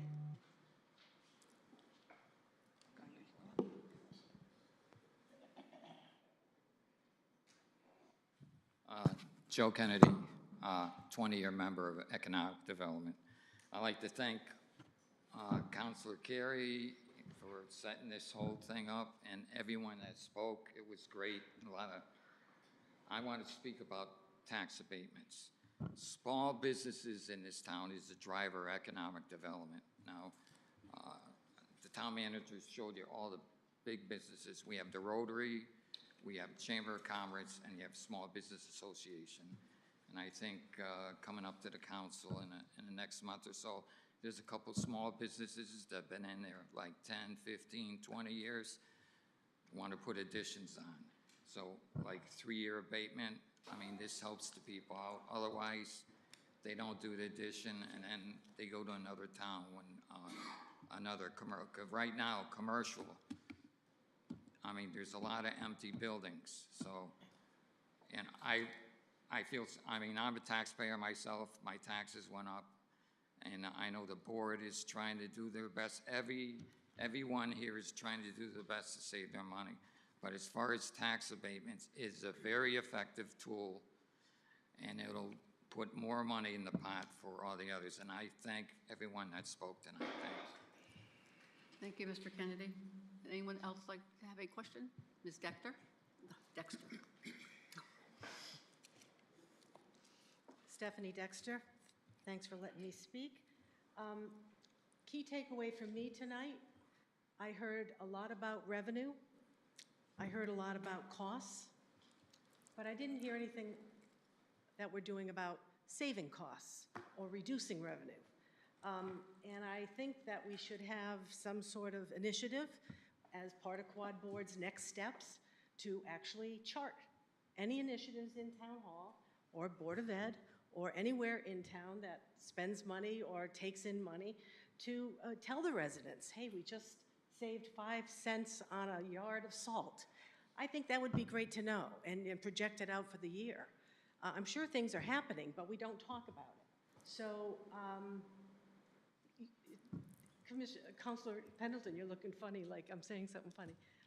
But anyway, I think that it would be important to add that to the discussion. Thank you, Ms. Dexter. Any other questions? Mr. Maniscalco? Yeah, just to follow up, this last year during my performance evaluation, the town council actually charged me with having each department provide 2 cost-saving measures every quarter.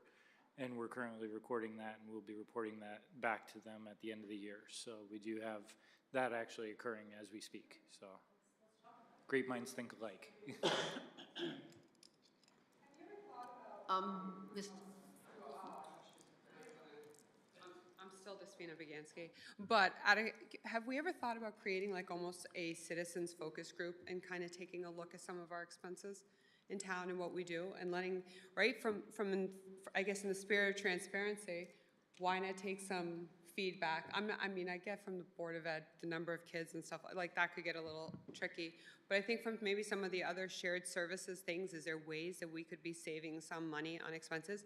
This sounds really silly, but I literally get the packet from P&Z that gets mailed to me. And I'm like, we paid this much for postage to send me this package from P&Z? There's got to be a better way to do it. I mean, electronically, and then I get it electronically too. Is there a way to have the packets here? Just, I don't know. I'm sure there's ways. I know that seems small, but I guess over the year, that's probably adds up to a fair amount of money. Scott, can you turn to the next slide? Councilor Carey? I'm sorry.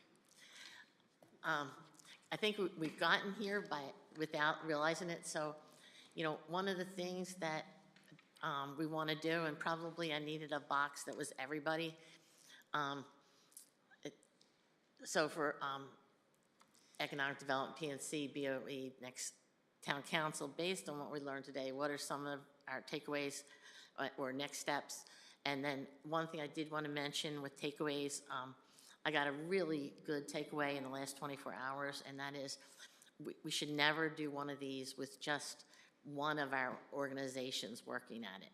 So I thank all of you for your feedback that I got, and I do think for our next quad board meeting, we should get a representative from each of the organizations, besides putting it in a square, get a representative from each of the organizations so that we make sure that everybody's opinion and work is met.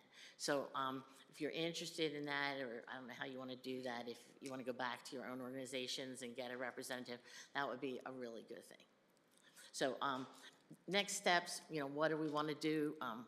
One of the things that... Madam Mayor, just before Councilor Carey gets into that, because we still had a question before we get to next steps. Oh, I'm sorry. Councilor Fitzgerald. Yeah, sorry. Thank you, Madam Mayor. Dr. Carter, I just had a quick question for you. Hopefully it's quick. With this wave that's coming towards the high school and is going to crest on it at some point in time, is there enough real estate at the high school to handle the influx that's going to come its way? We are studying that. We're doing a capacity study at the high school. It is imperative, and it was great that we were able to get back Wapping as the high school annex. We could not do it without that building. And we are looking at, if we needed portables, where could they go? It's a landlocked, I mean, the high school, one of our biggest downsides with the high school is how landlocked it is.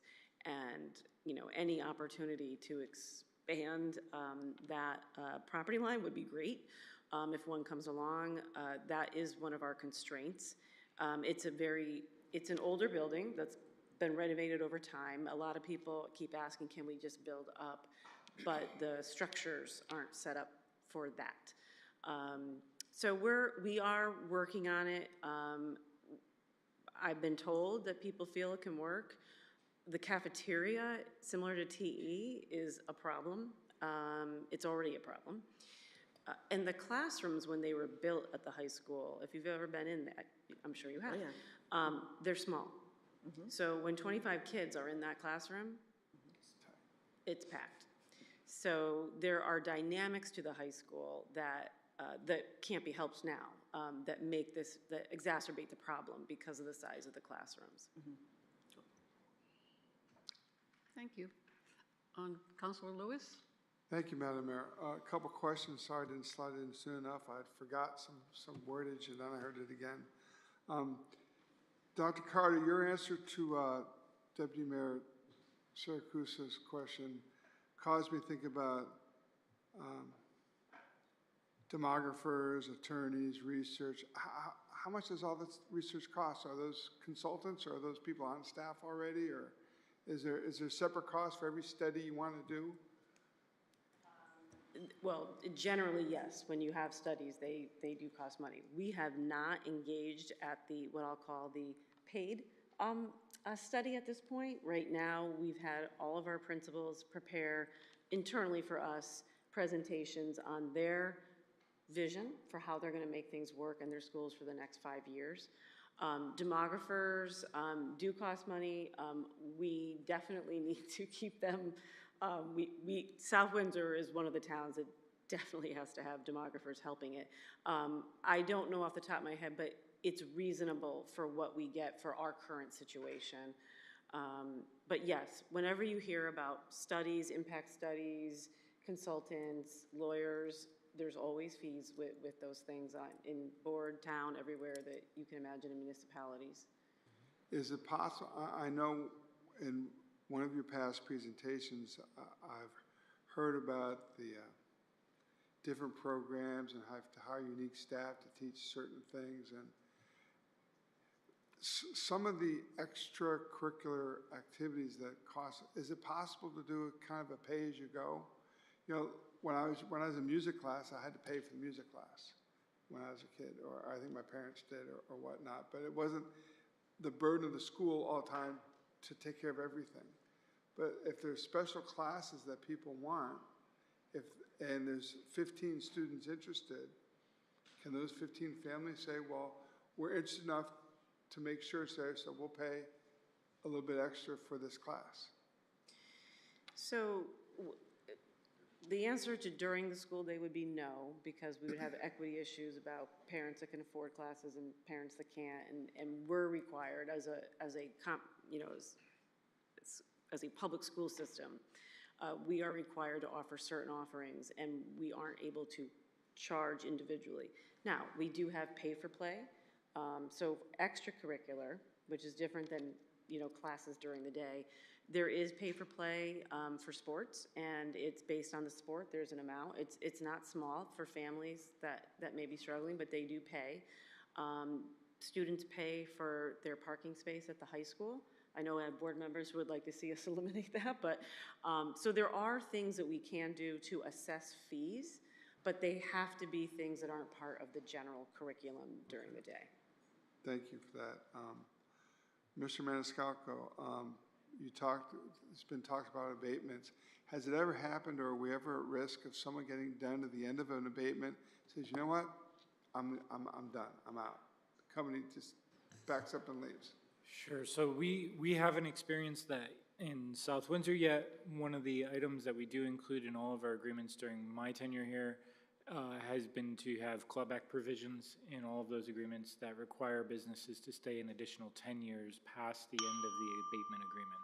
So if they do decide that they want to roll up the red carpet and leave South Windsor, the town does have the right to go and claw back all of the tax dollars that we abated from that business. Excellent, thank you very much. And for that, my takeaway I'd like to say is we have a great town, we have a lot of resources. Certainly, we have some struggles because everything's costing more. Everyone knows everywhere you go, things are costing more. You can't get a McDonald's burger for less than $10 these days. So it's tough. So I'm grateful for everyone that put this together, because it's important that we all know that we're in the same boat, rowing the same direction. And unfortunately, to have a community like this is got to be worth it. Thanks. Thank you. Is there any more for the key takeaway, or Councilor Carey can finish the next steps? Mr. Foley. Okay. At the last quad meeting, we talked about preservation of our farmland and some of the larger tracts, and I had mentioned grant writer, somebody that would be on staff to find money throughout the state. I work at municipalities everywhere, and you constantly hear that, oh, we got a grant for this, we got a grant for that. And I'm looking at, I'm with the Open Space Task Force now, and you look at tracts of land that are valuable and viable, and that, do we have, I believe people probably come to you first before it comes to anywhere else. Are we aware of every tract of land? Like if somebody says, hey, I really don't want to turn this into housing development, does that automatically go to Open Space Task Force? Sure, so there's a process for those that come to the town to, I guess, work with the Open Space Task Force to donate them for open space. There's a form we ask them to fill out. Typically, that gets sent off to all of you. Doesn't matter what the option, what the property is. It does get sent to the Open Space Task Force. So, But again, with some of the larger pieces, I'll say like Willowbrook. To me, that's like, I'd be fearful if I was sitting in your chair. If there's a way that we see a tract of land like that the town acquires it, and rather than a developer, whether it goes a referendum or however it may be, that would be a major impact, those kind of tracts of land. If you go down Main Street, as people age out, it's a lot easier to grow houses than it is to grow crops. So the next generation is going to be like, oh, you know what, I just inherited 20 acres. Yeah, I'm going to Florida for sale. And so that's why at the last meeting I asked about, can we feasibly bring somebody on as a grant writer and start going to the state and finding the funds to hopefully, before it gets to a developer, that we can purchase this stuff. sure, the development rights is actually a more affordable tool that gets us to where we want to be. And the state of Connecticut does have some support for doing that.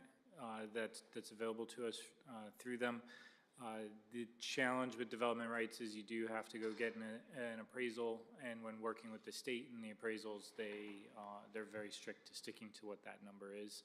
And what I've seen to date is that typically individuals willing to do development rights are not too ecstatic with what the number ends up being. So, you know, we kind of are stuck in a scenario where we go it alone, or we try to figure out a way to talk people down to where the state is, so.